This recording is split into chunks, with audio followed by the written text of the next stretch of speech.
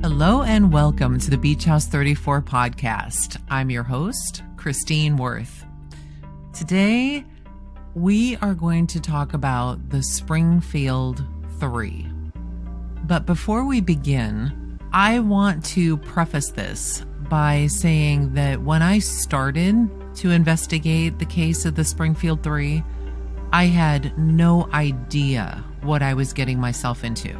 As you know, I do my best to give you an episode a week, but that is not nearly enough time to delve into all of the intricate details about this case. That being said, what you'll learn here today are details from local Springfield newspapers at the time of the crime up to and including this year, 2022. I've included as much as I could find without it being completely overwhelming, but just know that for every piece of information available, there were countless others just waiting in the wings to get added. The whole case is like a multi-layered Rubik's Cube. When you turn one corner, something else changes. Now, there are others who have contributed and covered this case incredibly well. And one in particular is a woman who grew up in the area at the time that the crime occurred. I will have her information available for you at the end of this podcast. It's a fascinating case. It's full of whodunnits, and just when you want to point the finger at someone, there's someone else who pops up. I sincerely hope that for the sake of the families, that one day this will be solved. It has been a long 30 years. With that said, let's get to the case of the Springfield Three.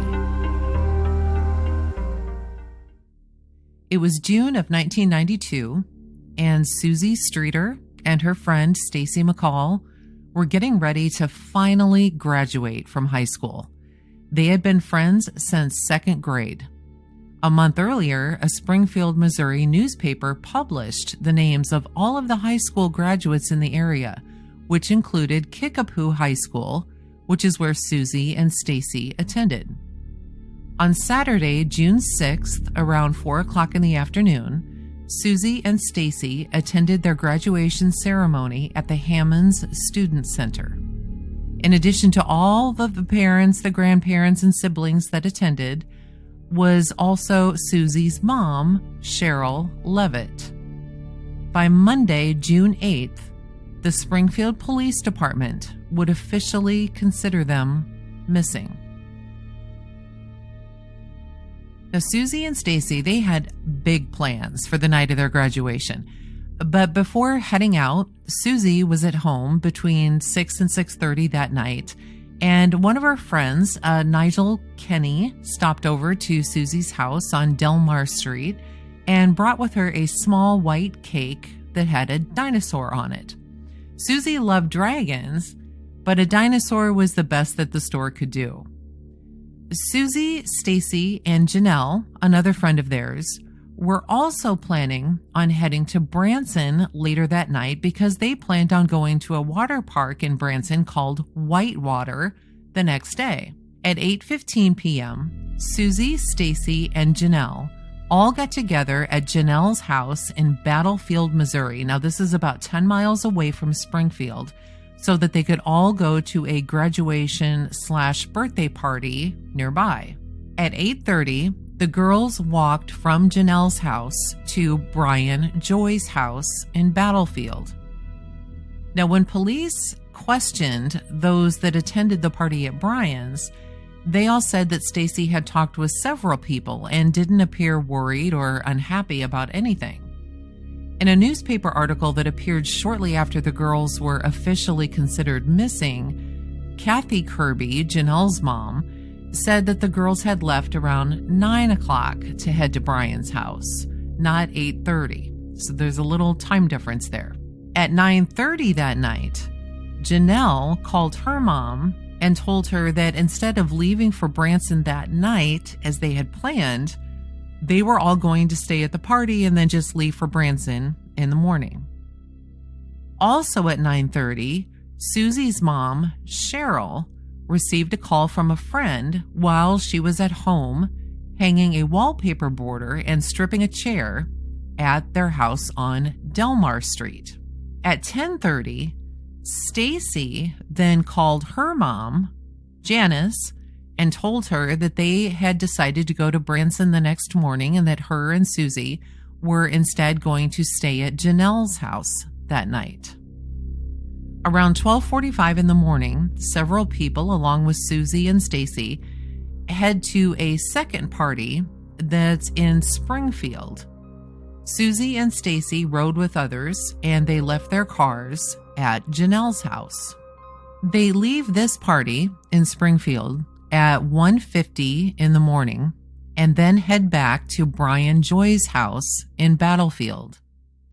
Once they arrive at Brian's around 2:10 in the morning, Brian says that they can't sleep there, so Janelle then invites them to sleep at her house. Now, if you remember, they had said, hey, the plans were originally to all sleep at Janelle's, but evidently they were just going to stay at Brian's party. Janelle, she had a lot of family members at her place, and it was really crowded. So Susie and Stacy instead decide to drive back to Susie's house in Springfield. At 2:15 in the morning, Cheryl, Susie's mom, arrives at Apco A-Mart on South Fremont Avenue. She's looking for Susie and Stacy, and this appearance of Cheryl will again come up a little bit later. At 2:20 in the morning, Stacy, driving her car, follows Susie, who is driving hers, and they leave Janelle's in Battlefield to head to Susie's in Springfield. At 4:30 in the morning, a brown 1967 to 1970 Dodge van with some rust along the sides is seen near Cheryl and Susie's house. At around 8:30 that morning, which is now Sunday, Janelle called Susie's house nearly a dozen times because they were all planning on heading to the water park in Branson that day. No one answered the phone, but Janelle kept trying, and obviously she received no luck. Nobody ever answered the phone. Finally, at 1 o'clock in the afternoon, Janelle called and told Janice, Stacy's mom, that Stacy had slept at Susie's house last night. She hadn't slept at her house, at Janelle's house. Now, Janice was still under the impression that Stacy had stayed with Janelle, but as she went ahead, Janice called Susie's house and left a message for Stacy, just checking to see if she needed anything. Janelle and her boyfriend Mike then head over to Susie's house. At this point, Janelle hasn't been able to reach Susie since 8:30 that morning. So she waits, though, until 1 o'clock in the afternoon to finally go over there. When they get there, the front porch light had been broken and glass is still laying on the front porch. Janelle was barefoot, so she let Mike approach the door. Janelle then looked around the house to see if she could see inside. She looked through one set of blinds that showed Cheryl's bed with the covers pulled back. Now, Susie and Stacy's cars, they were still in the driveway, and her mom Cheryl's car was still in the carport. Susie's bedroom looked out onto the carport, which was on the right of the house, and her blinds were bent as if someone had been looking out of them. After nobody answered the door, Janelle and Mike, they tried the doorknob and they found it unlocked, so they went inside. As Janelle looked around the house, nothing seemed to be out of place. Inside the house, all three purses of the women were in Susie's bedroom. All three sets of car keys were in the house, and of course, all three of the cars were still outside. Janelle later said, quote, "I didn't really think anything of it." Janelle then saw a message flashing on the machine and hit the button to play it, and it ended up being her own voicemail that she had left from earlier. Since no one was there, they left and they didn't lock the door behind them because they didn't know if Cheryl, Susie's mom, would be able to get back into the house or not. They cleaned up the broken glass on the porch and left. They then go to a friend's house for a couple of hours and again call Susie's. And again, there was no answer. So they go back to Susie's house at 3:30. Now again, Janelle and Mike, they walk inside. Nothing has changed since the last time they were there. However, while they're there, the phone rings and Janelle picks it up, and it ends up being an obscene phone call. She hangs up the phone and the phone rings again. So again, she picks up the phone, and again, it's the obscene caller. When they couldn't find anything, they then left to get something to eat, and Janelle, while she was in the car with Mike, started to cry, thinking something was really wrong. Mike's like, hey, don't worry about it. Let's just go have some fun. And so then they both go to a water park called Hydra Slide. Now, Stacy's parents, in the meantime, they have not heard from their daughter.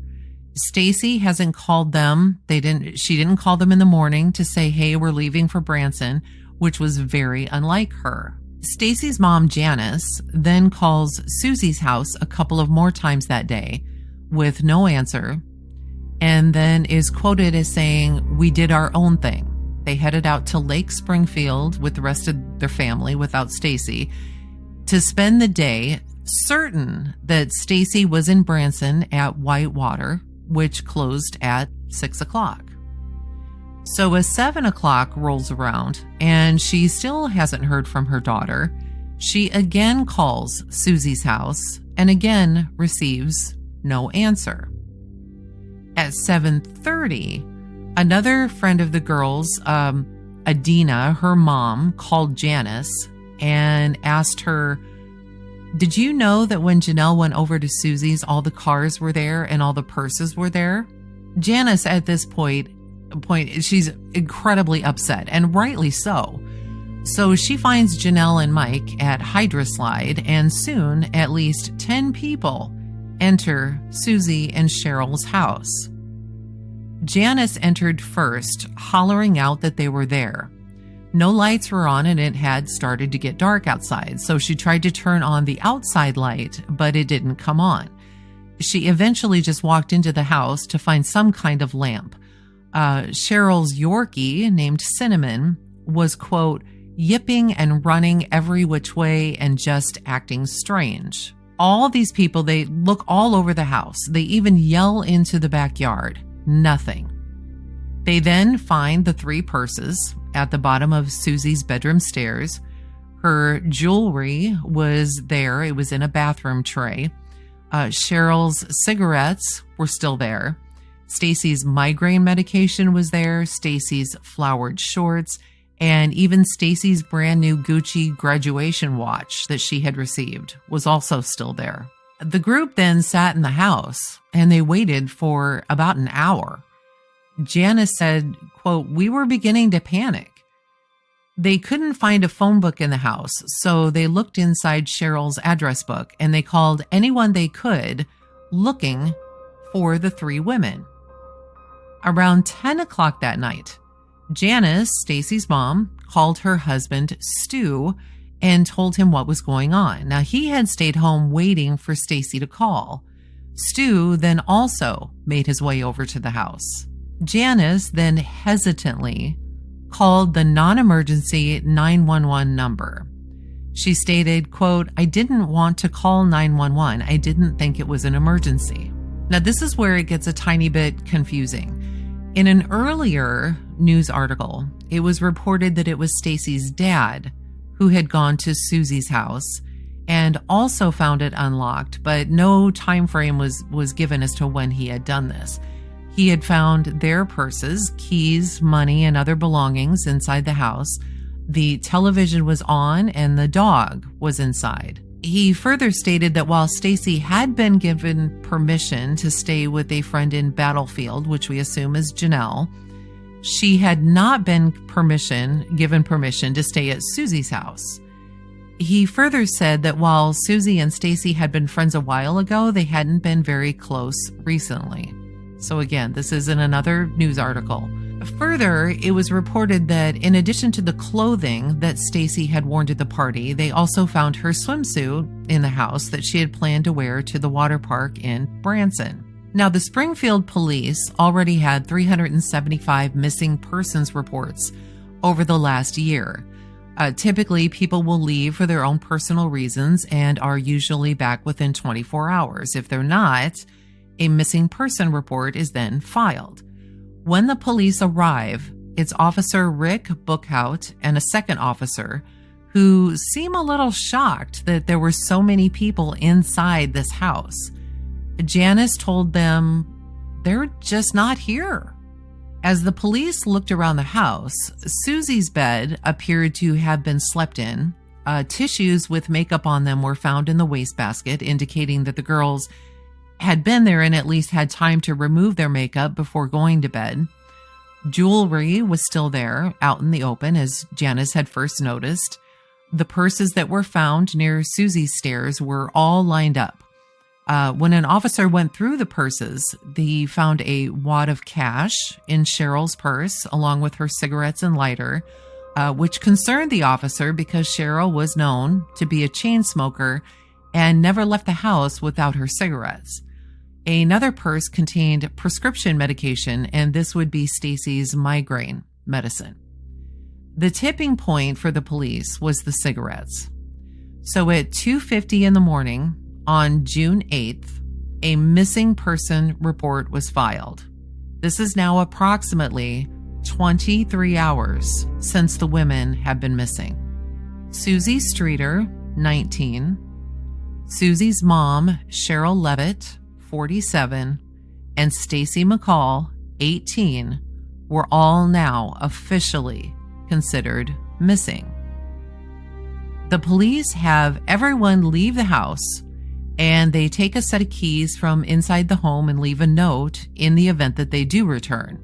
They then lock the house behind them. Now, Janice and Stu, they were the last ones to leave before the officers. They gave the officers a picture of Stacy. The officers then went around to all of the hospitals in the area to check to see if anyone had been admitted recently, showing Stacy's picture, but they had no luck. They then called several radio stations to get the word out. It was reported that the police, they didn't find any signs of forced entry, but they did notice the broken porch light. There were still shards of glass lying around. If you recall, this was initially found by Janelle and Mike when they arrived the first time, but Mike cleaned it up. The bottom line is, though, that with so many people having been in the house and with the glass on the porch having been, quote, cleaned up, the entire scene has now been tampered with.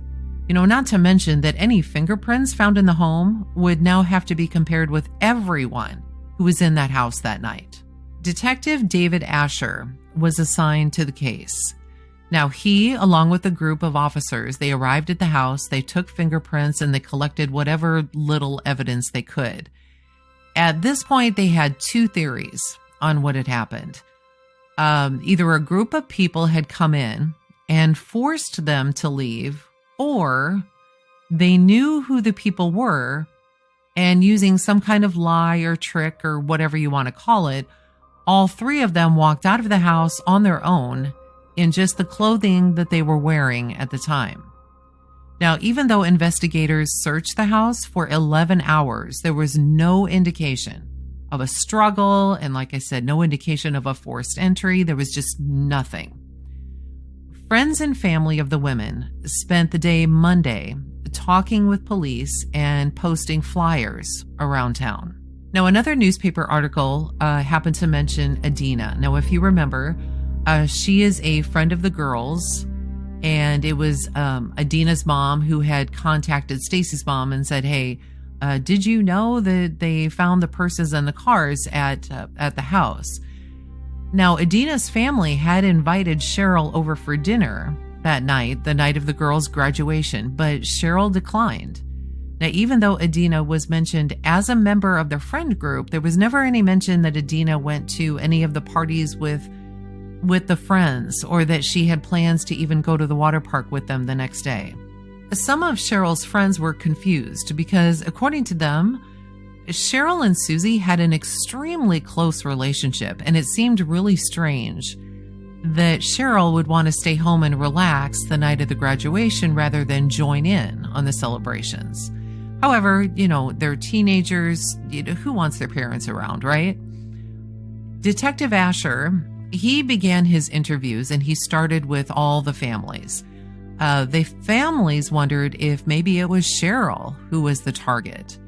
According to Cheryl's sister, she was a, quote, unique person, intense, passionate, responsible, smart, savvy, and the only way that someone would get the best of her is to hold a gun to her child's head.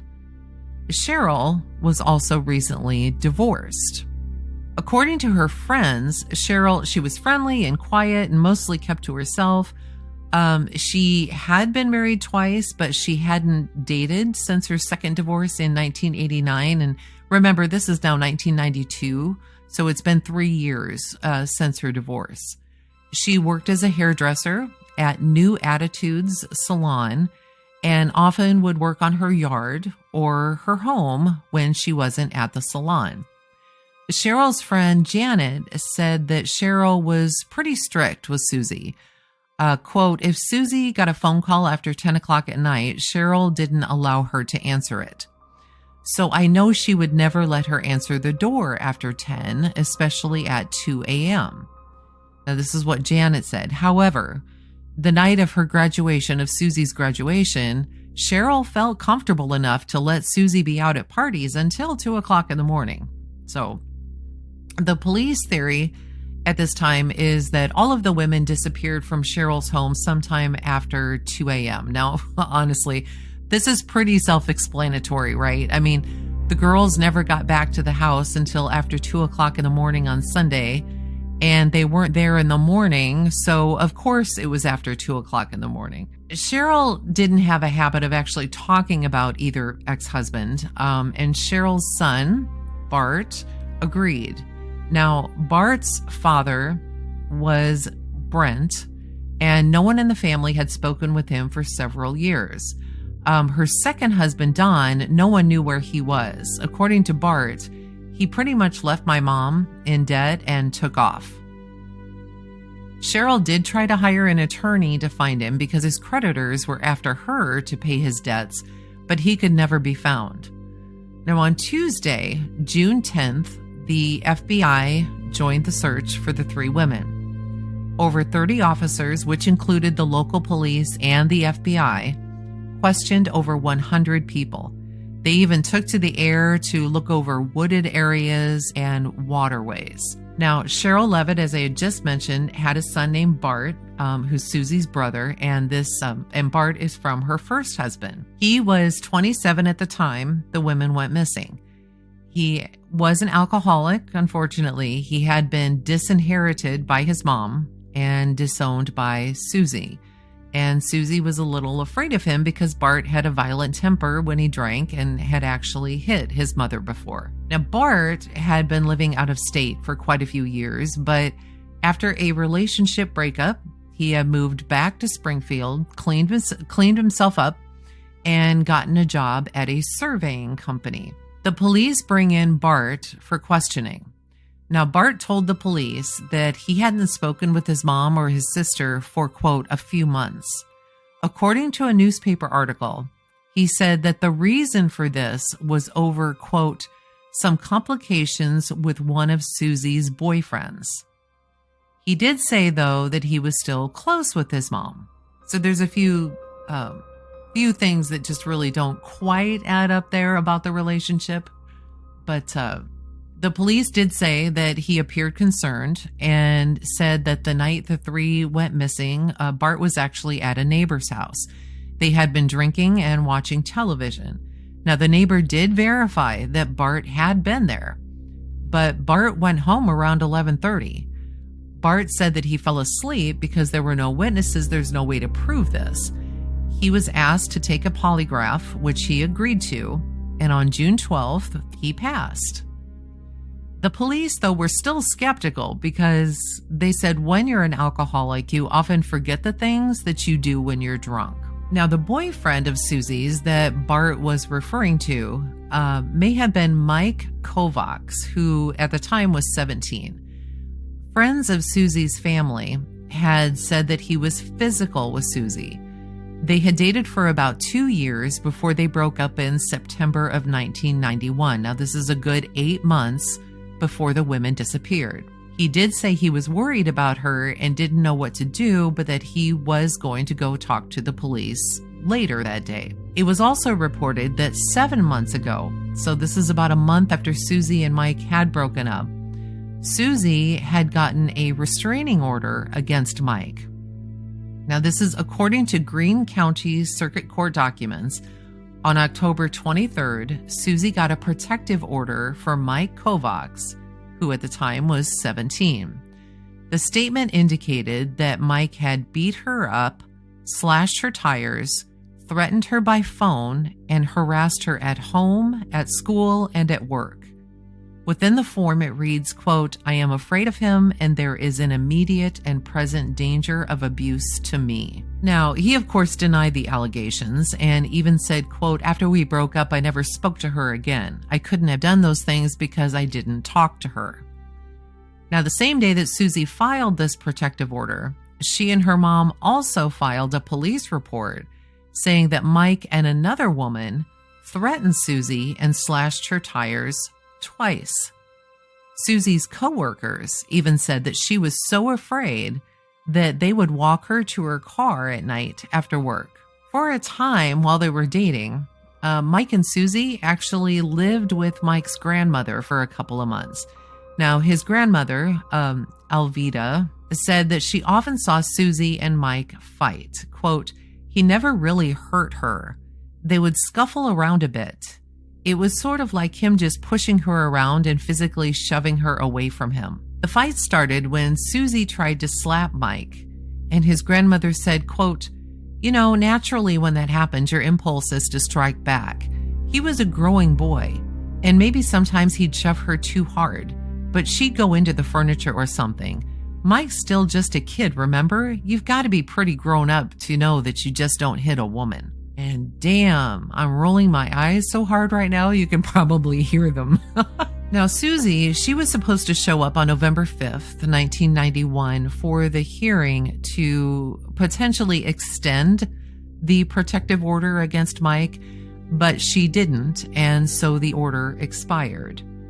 Now, while the police said that they didn't consider Mike a suspect, they, quote, "do have 4 or 5 people we are looking at very closely. These are people who have non-substantiated alibis for breaks in time during the time we believe the women disappeared.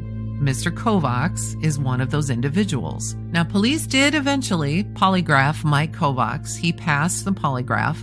He told the police that he was alone during the time the women disappeared, but there is no one that can confirm that for him. Another one of Susie's boyfriends was also under suspicion, Dustin Rekla. Now, Dustin, who's 20, and his friends Michael Clay, who's 19, and Joseph Rydell, 21, had been involved in a mausoleum break-in where they took teeth that had gold fillings out of a corpse. Yes, really, they did this. Susie's car was used in the commission of the crime, so Susie was brought in for questioning. She was cooperative and was due to testify in court against the men. Now, while Michael Clay, one of Dustin's friends who participated in the mausoleum break-in, was being interviewed, he reportedly stated, quote, "I wish those bitches were dead. Not that bitch, but those bitches." So I'm not exactly sure who he was referring to, but in the end, this obviously set up a red flag to police. Dustin said that he was passed out in a car on the night the women disappeared. No witnesses, however, could verify this, and no one could verify where Michael Clay was that night either. They were all fingerprinted, and none of their fingerprints matched any in the house. Now, although, and this is my take on this, if it was a ruse to get them all outside anyway, no fingerprints would match inside the house, would they?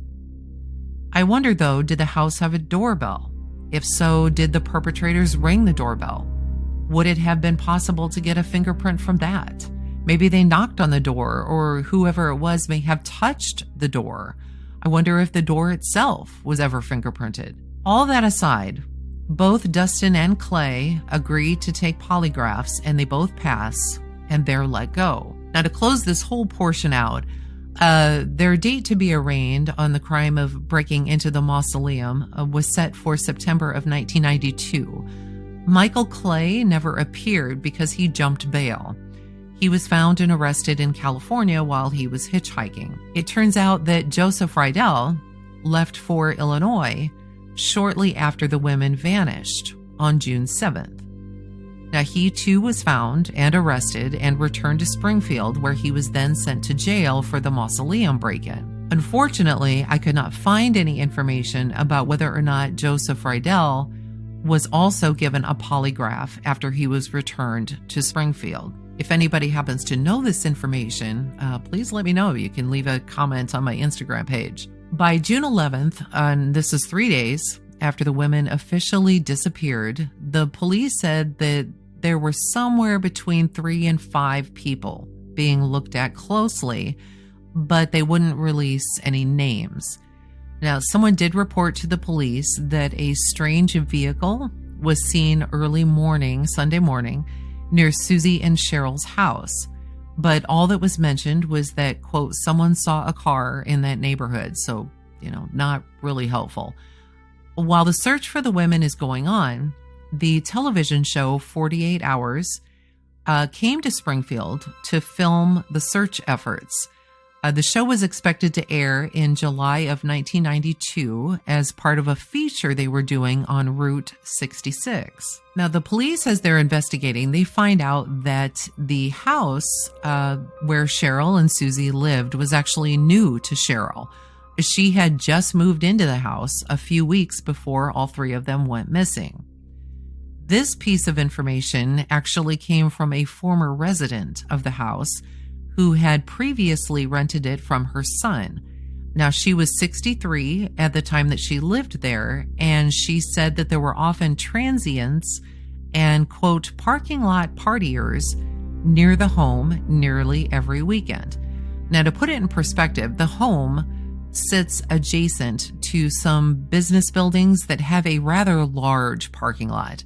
Now, while there is a fence in the backyard of the house as of 2022, I don't know if it was actually there in 1992. The woman mentioned that about 3 years ago, a man was peeping into her house from the carport. And if you remember, the carport is on the right-hand side of the house, which then would be right next to the business buildings and the large parking lot. The man took off once he was discovered. Another time, just a year and a half ago, she heard someone open the screen door that led into the house from the carport. When she hollered, "Who's there?" a man's voice responded with, "Is anybody home?" She looked out her door and saw a strange man standing in the carport. She called him awful looking, a dirty looking old guy. Now, when the police heard her story, their response was, quote, "In my experience, homeless transients usually have other things on their mind than kidnapping people. How to get more wine, mostly." Stacy's dad, Stu, has been in contact with or at the police station nearly every day and night. He even comes over during his lunch hour. Now, on June 12th, this is 3 days since the women have been missing, a variety of things happen. First of all, America's Most Wanted is set to show the case of the missing women at the end of its broadcast. However, the segment ended up airing about 15 minutes into the broadcast, resulting in tons of call-in tips that the police were not yet ready to handle. Second, divers that day checked Lake Springfield to see if they could find anything. They continued to search all day until nightfall. Now, nothing was found, but they intended to continue the search the next day at other local lakes. Third, police are also looking for help in finding 2 vehicles that were stolen the night the women disappeared. One is a burgundy Toyota Supra, and the other is a dark blue 19-foot Dodge van that has been converted into a motorhome. Fourth, the police received an anonymous map that led officers to an apartment complex in northwest Springfield. Now, the map was found after an anonymous caller told them where they could find the letter. It contained a rough drawing of the apartment complex with the phrase, quote, "Use ruse of gas man checking for leak." Dozens of apartments were checked, but after they had run the course of the apartment complex, they felt that they were just being led on a wild goose chase. On June 13th, more searches were begun on horseback, all-terrain vehicles, and even hiking through remote areas. The few things that they did find were some tire tracks, some discarded liquor bottles, soda cans, and some empty shotgun shells. And it's not clear if they took these items for testing or not. Around the same time, a composite drawing of a transient seen in the area of the house was posted in newspapers.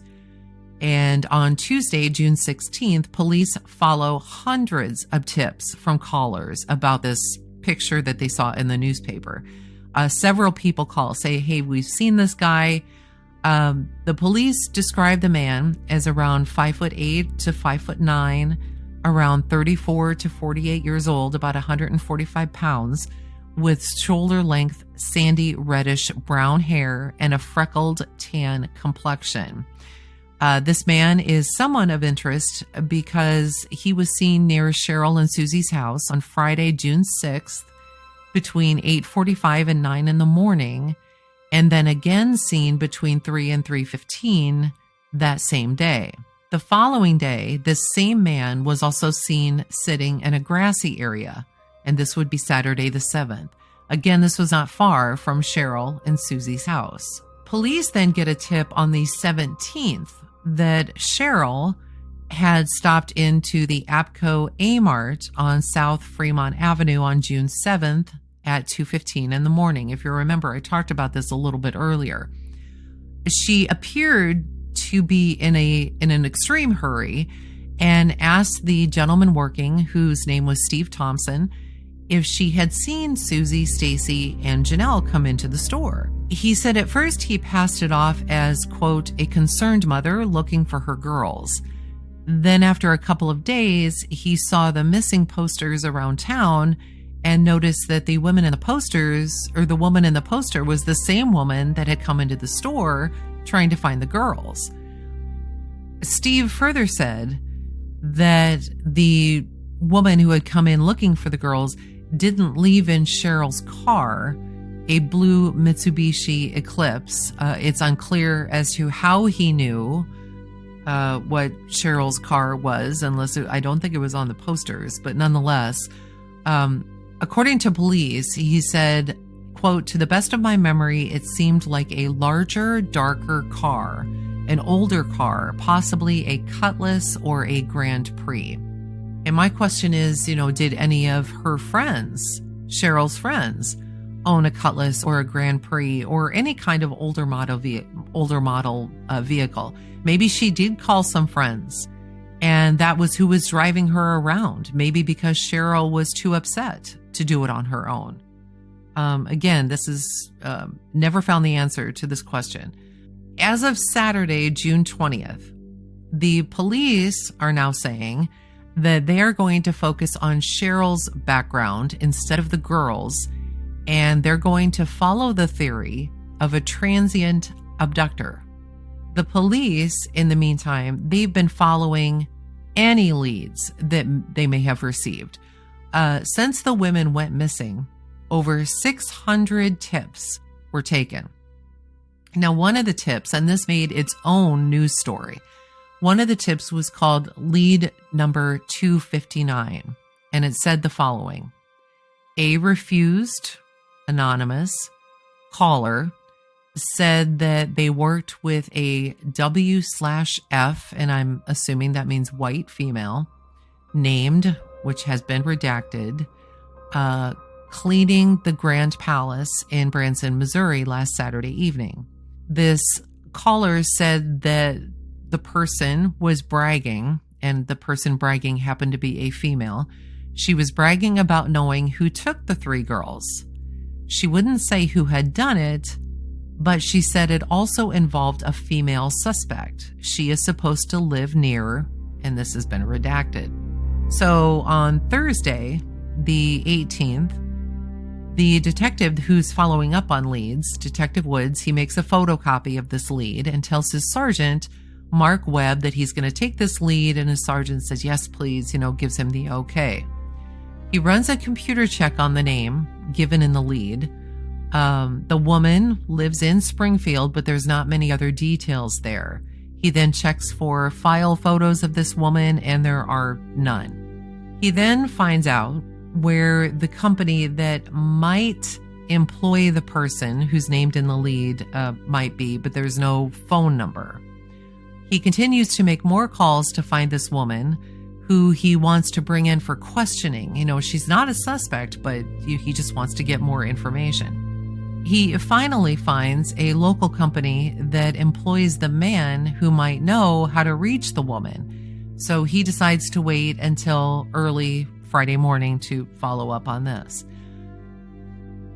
Try as I might, and I really hate to do this, try as I might, I could not find any information that updated the story. Perhaps it was related to another lead that was already mentioned. Again, if you happen to know anything about this particular lead, if they did anything with it, who it was it related to something else? Please comment on my Instagram page, because try as I might, I could not find a thing about this. So now it's June 21st, and the women have now been missing for 2 weeks. On July 8th of 1992, and we've sprinted forward a little bit, Springfield Police Chief Terry Knowles said that they're in more or less of a marathon, but they don't know where the finish line is. Quote, I believe very sincerely there is somebody involved directly or indirectly who knows more. With the investigation now in its 2nd month, the police chief gave an updated report on the case to the city council. Police found thumbprints and discovered that the 3 women had left through the front door and not the door that leads to the carport of Susie and Cheryl's home. They also state that Stacy was barefoot when she left. So I'm going to pause here for a second. If Stacy was barefoot when she left, I'm going to assume that the glass around the light in front of the house had not yet been broken. Because if she was barefoot, she most likely would have stepped on a piece of glass and there would have been a blood trail, right? And this is just my assumption. I'm not a police detective or anything, just guessing here. So I'm assuming that maybe the light was broken after they had already been taken. The police also believe that more than one person was involved in the abduction. At this point, there are still 26 detectives and officers continuing to work on the case. The chief did say that the evidence at Cheryl's house hampered the investigation. So the women's purses were not actually in the same location in which they were found when Janelle got there as when the police got there. They had been moved. And the witnesses all gave conflicting information, which is interesting to me. What conflicted? These are the details that are important, but unfortunately can't be found. They found 60 fingerprints, but found that the 18 people that were in the house before they arrived, of course, they have to go ahead and eliminate those individuals. So we're now on July 8th, 1992, and this is 31 days now that the women have been missing.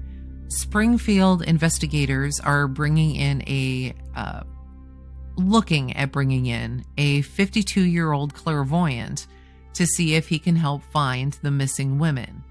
Now, the department has followed various psychic tips in this case. Officers don't put a lot of hope in psychic powers, and they haven't sought them out before, but they're hopeful that maybe this person can help them. His name is Carl Shootman, and he claims to have worked with law enforcement, including the FBI, to help in missing persons cases. He claims to have helped find 9 missing people since 1985 in 4 different states. What made this so intriguing to police was that Carl Shootman called the Springfield police and spoke with an officer, Gerald Dove, after the women were featured on America's Most Wanted. He told the officer that he thought a brown van might be involved, and while investigators believed that too, the thing is, this had not been released to the public. Further, Carl said things about their possible abductors and their motives that the FBI had pieced together, but this information also had not been released to the public. So, of course, they're very intrigued about this. The FBI believes that it was at least 2 people that took the women, and that one of the women knew one of the men who lured them out of the house under a false pretext. Now, the police aren't jumping on this clairvoyant quite yet. Carl did say that he doesn't charge, but he would be grateful for travel expenses. There is a reward at this time for more than $42,000, but it didn't mean anything to Carl. Quote, "Money is the root of all evil. Everything I do, I want to do honestly. This is a gift from God," and so forth. I never did find a follow-up to find out if he did arrive and did do anything. So again, that's another unanswered question. In September 1992, now this is nearly 3 months after the women had been missing, a news article was published about a witness in a moss green van. Now, according to the article, it says that just after sunrise, a witness who wanted to remain anonymous said she saw a young blonde woman in a moss green van and then heard a man's voice demand, quote, "Turn around and back up. Don't do anything silly or stupid." The witness was afraid, and they didn't call the police. They instead said, quote, "I went into the house and tried to forget about it." The police would only learn of this 17 days later, but it would be a month after that a team of crime analysts actually brought the report to the attention of the investigators. So when the police do get to talking about the van, they won't say where the van was seen by the witness for the safety of the witness, but that the witness said that the driver looked like Susie. She heard a male voice inside the van tell Susie to just back up. They described this van as having rear windows that have been painted from the inside. It has large round headlights and round taillights. It appeared to have a new coat of paint and no stickers or emblems on it. It didn't have a license plate. There weren't any dents or any rust. The front grille was either off-white or a little rusty, and it's thought to be a 1964 to 1970 Dodge panel van. And I will have a picture of this on the Beach House 34 website. So a long time goes by. It's June 6, 1993. It's now been a year since the women have been missing. The police at this point don't believe that they are still alive, but they do continue to pray for their safety. Yeah. Only 2 investigators are now on the case. Tips still come in, but they aren't recent. Many of them are dated, meaning that people who say that they thought they saw something, but it was a year ago. On August 28th of 1993, the police searched land in Webster County. Now this search, it's a farmland. This search took 15 hours. But the problem is that there's a court order that no one can talk about the search publicly. Officers on the scene weren't talking, but some sources say that they were looking for the possible remains of the women. The police received information from a confidential informant that the public wasn't aware of, and it led police to serve 3 search warrants at 2 locations in western Webster County. Now, police won't say anything about the informant or the evidence. On September 4th, 1993, the documents related to the searches in Webster County were immediately sealed. The evidence that was taken remains with the Missouri State Highway Patrol Crime Lab in Jefferson City. The lab still has to test what was found. Now, this is way back. This is in 1993. When it did, the results didn't offer them any information. On October 31st of 1993, a Dodge Ram van was found abandoned at a campground in Indiana. It was a 1985 blue van with a camper top. It didn't have its license plates, and it was found at a campground off U.S. Highway 50, about 8 miles east of Versailles, Indiana.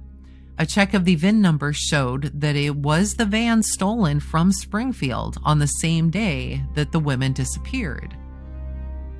They did find out that the van was brought to the campground over the summer by a couple who also drove a pickup.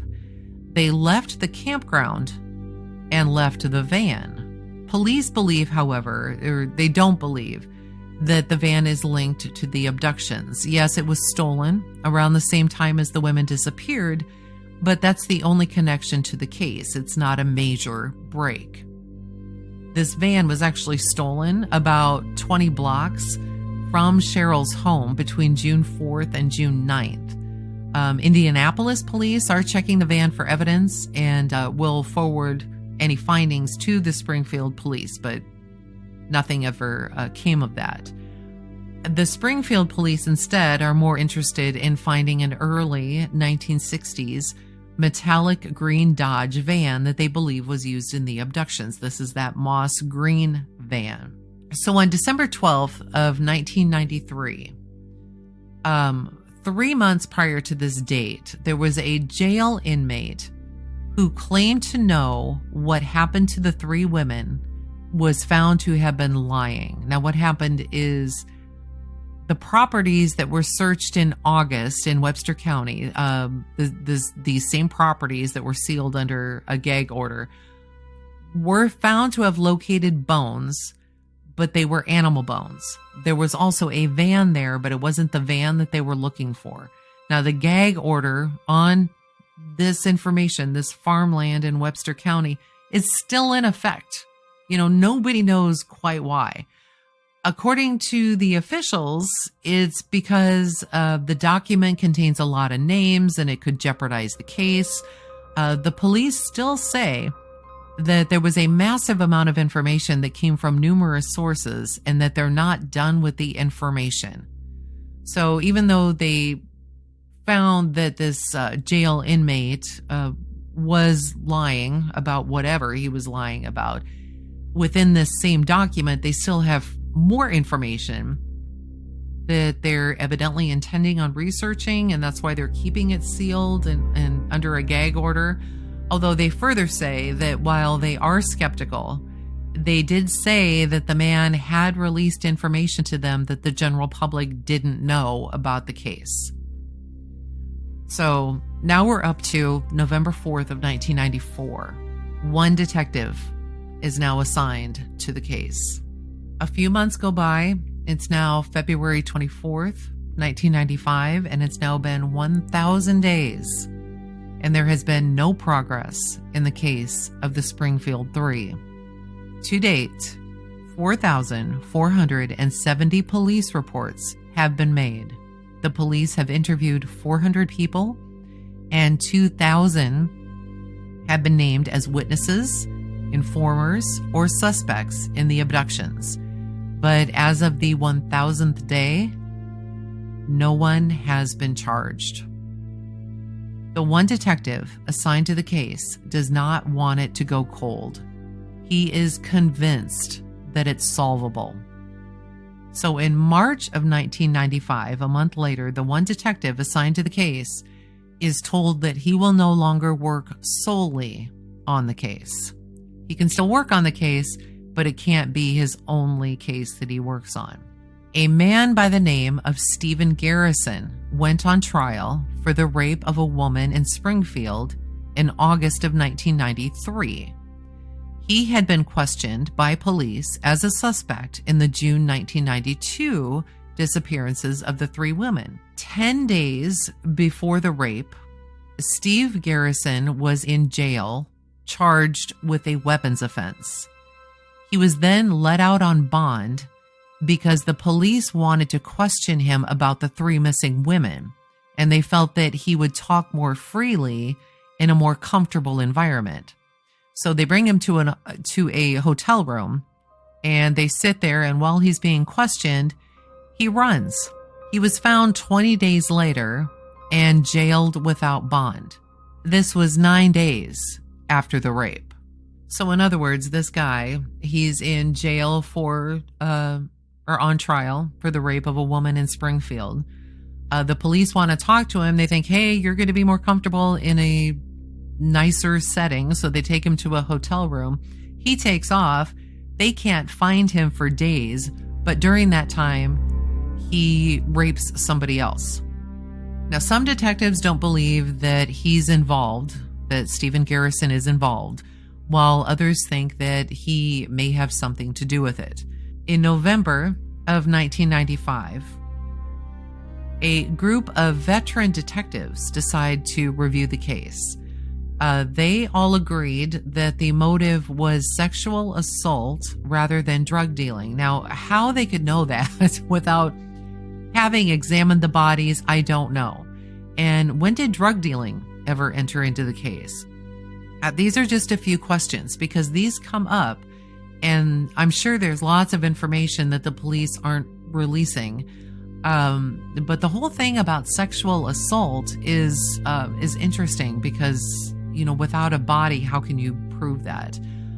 Anyway, the list of suspects, which is at about 12, was agreed upon by the veteran detectives, but they disagree on how these suspects should be ranked. In January of 1996, a man who had been convicted of murder in 1988 had his conviction overturned, and he happened to be living in Springfield when the women went missing.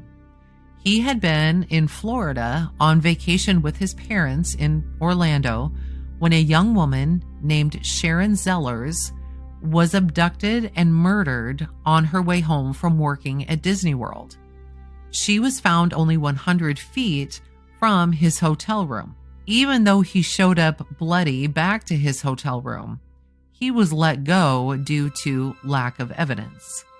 Now, while he was free, he became a decorated Army Ranger. He took part in the Grenada invasion and became a second lieutenant. In 1985, while he was stationed in Monterey, California, he abducted a young woman after putting a 7-inch knife to her throat. Later that year, he drew a pistol on a female soldier and told her that they were going to the mountains. Both women escaped, but Cox was sentenced to 9 years in prison. In the summer of 1992, he was let out of prison on parole and went back to Springfield, which is where his mom and dad lived. Almost 2 weeks after the Springfield Three were taken, the police received a call from Florida.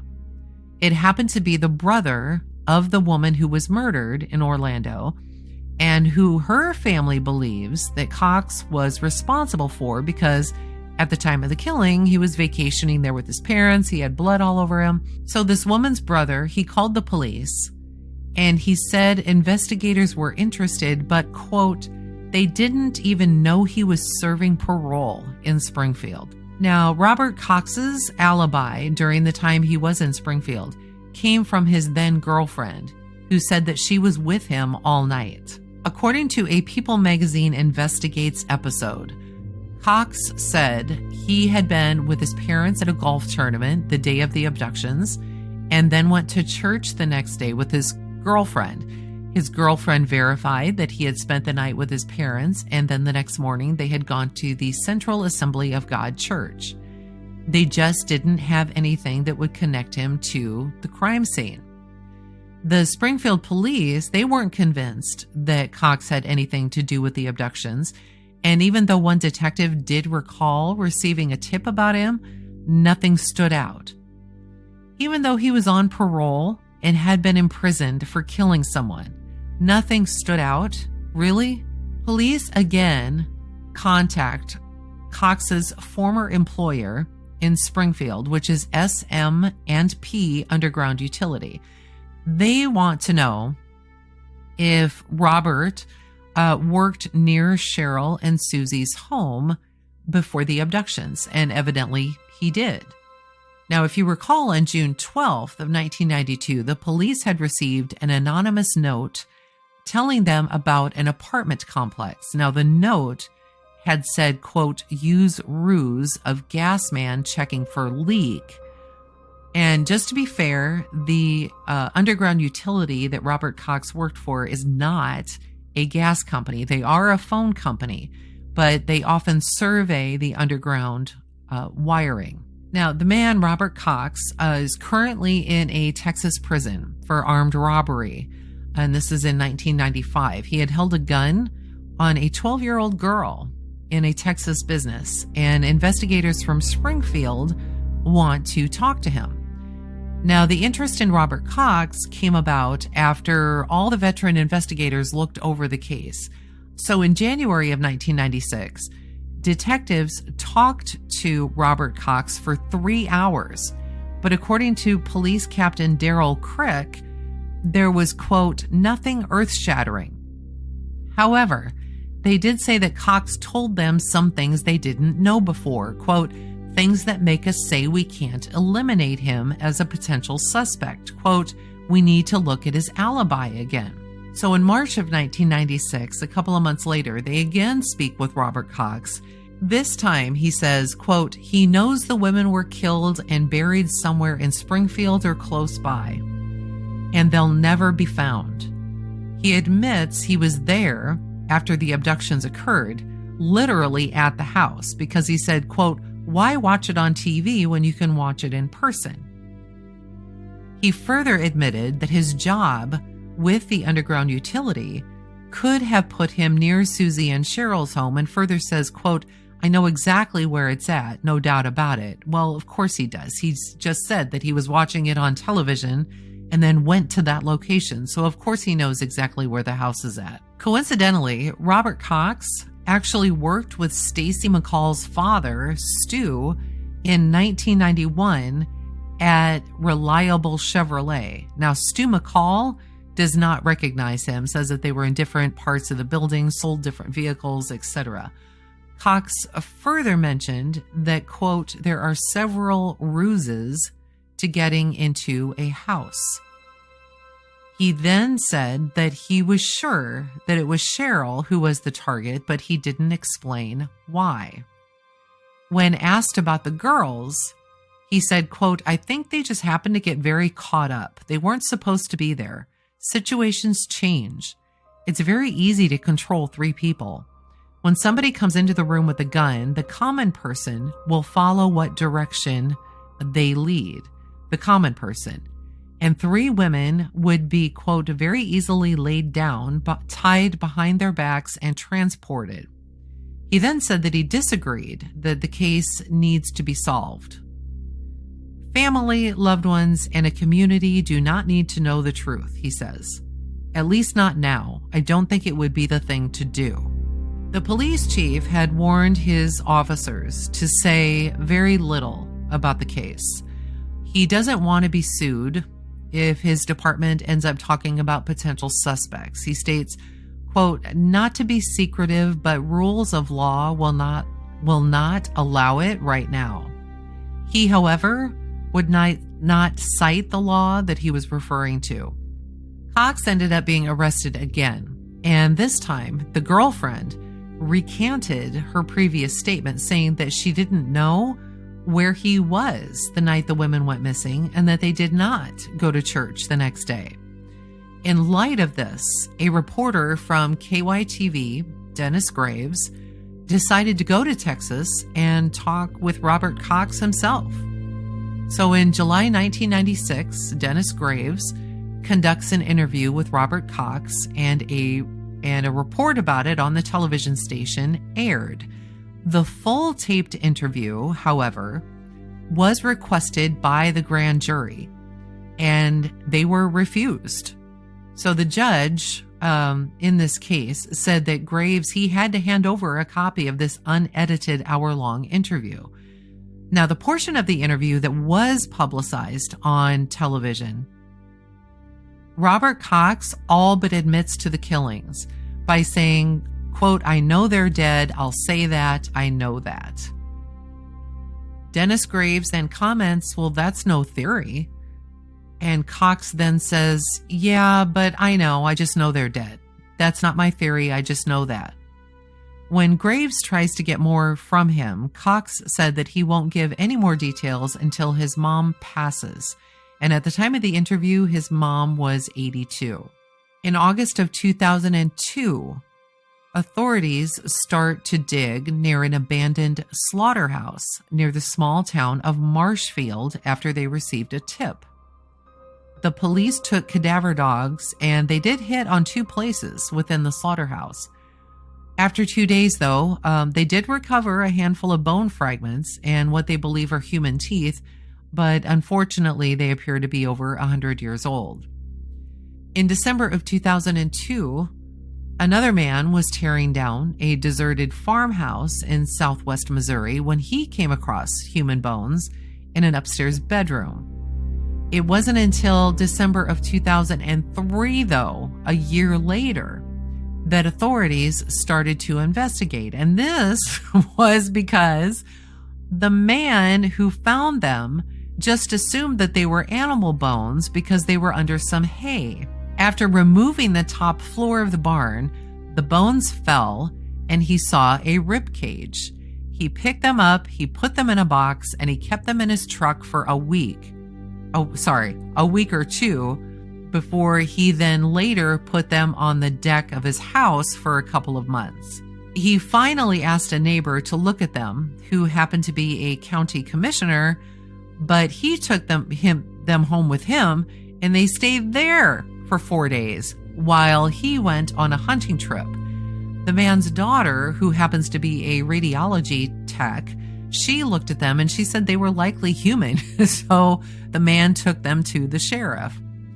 The bones are thought to belong to a woman, just a single woman, about 5'2", and DNA tests were performed, but again, nothing came of it in regards to this case. In December of 2010, there's now a new police chief for Springfield, Paul Williams, and he wants to take a look at the case of the Springfield Three. In February 2011, so just a couple of months later, the Springfield police got a tip that came from a freelance journalist by the name of Kathy Baird, who had written a piece on the case and received a tip that the women were buried underneath the ground floor of a parking garage. The name of this parking garage is referred to as, it's near Holston Cancer Center, but the name is Cox South Hospital Parking Garage. So if that doesn't, go ding, ding, ding, ding, ding to anybody, I'd be surprised. But Kathy had mentioned to police that in 2006, that a combination of anonymous tips and psychic visions had led her team of amateur detectives to the structure. This is where the group wanted to scan the area using ground-penetrating radar. Now, at the time of the abductions, it was a dirt lot. So in an interview done by Crime Watch Daily with Chris Hansen, this one's entitled Part 3, if you want to look it up. It's called What Happened to the Springfield Three. It's on YouTube. Kathy states that she contacted the police, and according to Kathy, the police laughed at her. So she hired a company herself that specializes in ground-penetrating radar. And essentially what this is a large machine. It's like I think of it as a large X-ray machine that can actually go over any kind of topography. So cement, dirt, it doesn't matter. But it penetrates the ground and can tell you if there are any anomalies that would indicate, say, bodies or tunnels or something along that line. When the person working the radar, when they were done, they did tell Kathy that he found 2 images in one location and 1 image in another location. Now, at the time, he didn't know what it was that Kathy was looking for. So when she told him that she was looking into the disappearance of 3 women, he indicated that what he had found was consistent with what he knew to be graves. The police, however, say that the timeline doesn't add up. The parking garage began construction a year after they went missing. So this doesn't make any sense to me. If they were killed right away, or even within a year, and buried in the dirt there, and then the parking lot garage went up, this doesn't mean it doesn't mesh with the timeline. The police further said that if it were true, the excavation that took place prior to the parking garage going up would have unearthed the women. When asked who the target was, or who Kathy thought that the target was of the whole abduction case, Kathy says it wasn't Stacy. She was then asked, what do you believe the motives were for who took Cheryl, Stacy, and Susie? You know what she replied? I'm not going to talk about that. So the reporter, she is dumbfounded. I mean, you've got the world at your fingertips. You're on national television. Why won't you talk about it? Why are you doing this interview with us? And Kathy says, because the story needs an ending. It's as if Kathy is playing games at this point. Like she knows, but she won't say. So the producer then jumps in and asks Kathy, quote, I continue to be confused why we're doing this interview. And Kathy says, I've already said that. The producer then says, you know what? We've been doing this a long time. It's not really clear because you're talking in code.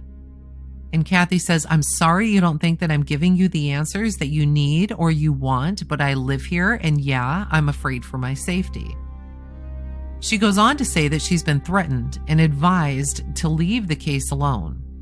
When the reporter says that it sounds like there's something really dark in this story, Kathy agrees and says, be careful who you trust. There's a reason this case hasn't been solved. The new police chief now has 3 detectives and 1 sergeant working on the case. And just for the record, the police never dug up the parking lot garage or the garage floor. In June of 2012, a vigil was held for the 3 women, marking 20 years after they had gone missing. Was still no answers in the case. In June of 2022, their case was again highlighted in a Springfield newspaper. They have now been missing for 30 years. If you have any information regarding the case of the Springfield Three, you can visit springfield.gov/2498/3-missing-women. You can also call the Springfield Police Department at area code 417-864-1810. As promised, here is the information for the podcast that dives much deeper into the case. It's by Anne Roderique Jones, who grew up in Springfield at the time these events happened. To listen, visit pod.link/Springfield 3, the number 3.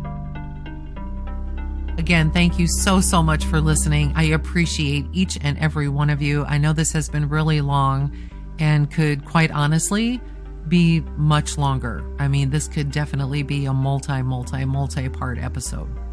But nonetheless, I hope you enjoyed it. I hope it gave you some information you might not have known before. If you do have anything that you can add to this case that maybe you have heard or read about, please do not hesitate to hit me up on the Instagram page at Beach House 34 Podcast. I would really appreciate it. I'm really considering maybe diving into this a little bit further in the future. So again, thank you.